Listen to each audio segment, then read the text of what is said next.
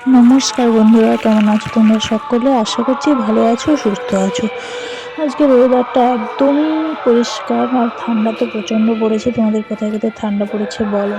সকাল থেকে কোনো কাজ সারিনি, আর এখন তো তোমরা সবাই জানো ওষুধ চলছে, ওই জন্য একটু বেলা করে উঠছি, বেলা করে কাজ করছি। কোনো কাজই নেই, কারণ রাত্রের থালা বাসা, রাতে তো খাওয়া দাওয়া একদম বন্ধ, মোটামুটি রান্নাবান্না তো একদমই বন্ধ রাত্রে। ওই জন্য সকালে উঠে কোনো বেশি কাজ নেই আর কি। ওই জন্য মা একদম সকাল সকাল গিয়ে বাজার করে নিয়ে এসছে। এমনিতে আমাদের বাড়িতে তেল খাওয়া হবে না, তেল হলুদ খাওয়া হবে না। ওই জন্য আমিও সাদামাটাভাবে রান্না করব। এই যে ওল আলু ভাতে দেবো, আর টমেটো চাটনি করব, কুমড়ো আলু একটা ঘন্ট করব। এটাই হবে দুপুরের রেসিপি, আর তেল হলুদ ছাড়াই রান্না করব আর কি। দেখাবো তোমাদেরকে অবশ্যই তরকারিটা কেমন দেখতে। তোমরাও দেখলে কিন্তু বলবে, অবাক হয়ে যাবে। তারপর আমি সকাল সকাল, সকাল না, এখন বাজে 10:30টার মতো, তখন আমি শুধু থালা কটা পড়ছিল। রাতে মুড়ি খাওয়া হয় আমাদের, ভাত টাত তো হয় না, মুড়ি টুড়ি খেয়ে ঘুমানো হয়। ওই জন্য ওইসব থালা বাসন ধুয়ে কাপড় ধুয়ে নিয়েছি। আর এখন কাপড় কাচা আমাদের বন্ধ, আমাদের এটা নিয়ম আর কি। 9 দিন পর্যন্ত কাপড় কাচা বন্ধ। সাবান তেল কোনো কিছুই মাথায় গায়ে হাতে ইউজ করা যাবে না। ওই জন্য এমনিতে শুধু থালা বাসন ধুয়ে কাপড়টা ধুয়ে রেখে দিলাম, মেলে দিলাম আর কি বাইরে। আর আমাদের ছোট ভাই, আমি শুধু ভাবছি যে এতগুলো কাপড় 10 দিনে কাচবো, কোথায় মেলবো। ছোট বাইর যেহেতু, আর এত ঠান্ডাতে তো 10টার সময়ও চান করেছি, আর প্রচণ্ড ঠান্ডা লাগছে।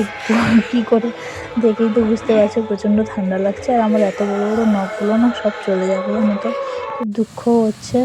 আর ওই জন্য রান্না ছেলে বলছে আমাকে ম্যাগি করে দাও। আমার বাচ্চাটাও খেতে পাচ্ছে না, জানো তো। কী করবো, ছোট্ট বাচ্চা তো, ও তো কিছু জানে না বলো। ওই জন্য ওকে একটা ম্যাগি করে দিলাম, আর সাদা সাদা সেদ্ধ করে নিয়ে এসেছি। কারণ এখন কোনো তরকারি, আগে সয়াবিন বলো ফুলকপি বলো সবটা তেলে ভাজা হতো, কিন্তু এখন তো আর ভাজা হবে না, সব কিছু একদম সেদ্ধ করে ঘাঁটা হবে। ওই জন্য। আর তোমার দাদাভাই যখন যবে থেকে অসুখ হয়েছে তবে থেকে ফল এনে রেখে দিয়েছে, আর যখন তখন একটা একটা করে ফল খাচ্ছি। আর কি করবো, মা গেছে স্কুলে, মায়ের এর ভিতরেও স্কুলে রান্না পড়ে গেছে। ওই জন্য স্কুলে চলে গেছে, একা একা বসে আছে, ছেলেটা খেলা করছে। ওই জন্য আমি রান্না শেষ করে বসে আছি একটু রোদে, কোনো কিছু কাজ নেই। আর মাথা ব্যথা তো চিরুনি হবে না, দেখেই বুঝতে পারছো আমার অবস্থা, চিরুনি হবে না। ওই জন্য বসে আছি একটু রোদে। তবে ভাবলাম যে না, রোদে বসলে কিছু হবে না, রোদ থেকে গিয়ে কিছু করি, চান টান করে নেবো, আর ছেলেটাকেও চান করে খাইয়ে দেবো।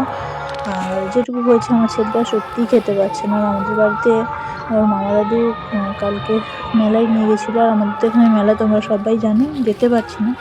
আমার ছেলেটাকে নিয়ে গেছিলো, একটা আম এনে দিয়েছে, আমার হাতে আছে ওই আমটা, তো এনে দিয়েছে। আমাকে বলছে আমটা খেয়ে নিয়ে, আমাকে বলছে মা এটা আমি পয়সা রাখতে হতো।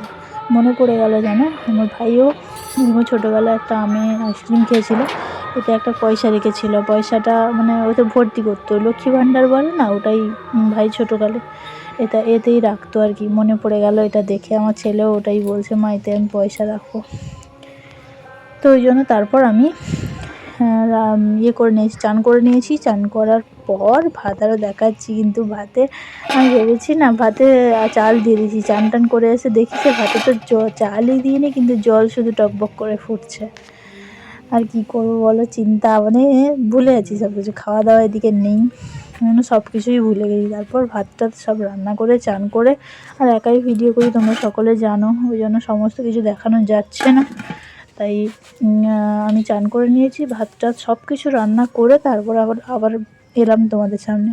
তো দেখো তরকারিটা তোমাদের দেখাবো বলছিলাম, একদম সাদা সাদা তরকারি। আর এতে একটু লঙ্কা গুঁড়ো ফেলে দিয়েছি, তো ওই জন্য একটু একটু লাল দেখাচ্ছে, নাহলে একদম সাদামাটা তরকারি।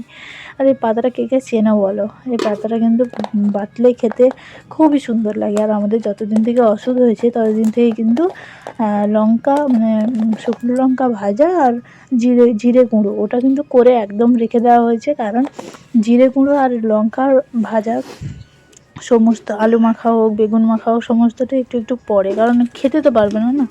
তারপর ছাগলদের খাইয়ে টাইয়ে একদম চলে এসেছি।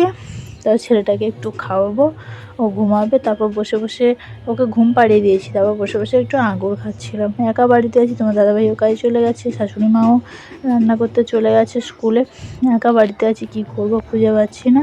আর তোমার দাদাভাই অনেক রকমের ফল এনেছিল, কিন্তু আমি ফলের মধ্যে একটু আঙুরই খেতে ভালোবাসি, আর কিছু নয়। খেজুর একটু ভালোবাসি, খেজুরটা, এর বাদে আর কিছুই নয়। ফল বলতে আর কিছু ভালোবাসি না, ওই জন্য। আর মন মেজাজও খুব খারাপ, জানো তো, কী করে কী হবে, কদিন আরও কাটবে। আর ময়লা